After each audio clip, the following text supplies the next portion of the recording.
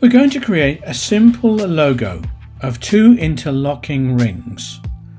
We're going to use our guides to draw our basic logo. I'm going to select the ellipse tool. I'm going to move my cursor onto my artboard. I've got a little cross hair which indicates where I'm going to start drawing from, and I have my smart guides popping up. It even tells me when I'm on the center of my guide. I'm going to hold down the Alt key to draw from center.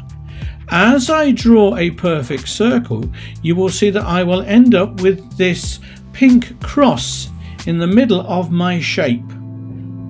Having drawn my first circle, I'm going to draw a second circle on the inside. I'm going to first of all hold down my Command key, clicking white space to deselect.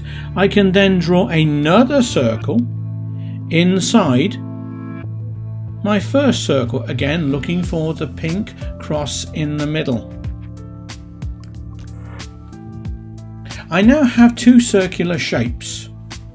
I'm going to select them both. I'm then going to go up to my object menu. I'm going to select Compound Path Make.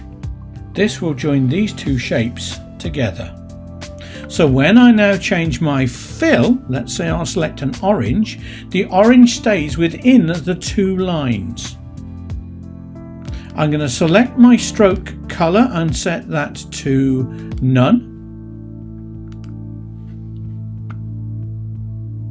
To make a copy of this circle, hold down the Alt key, mouse down and drag to make a second copy of my ellipse.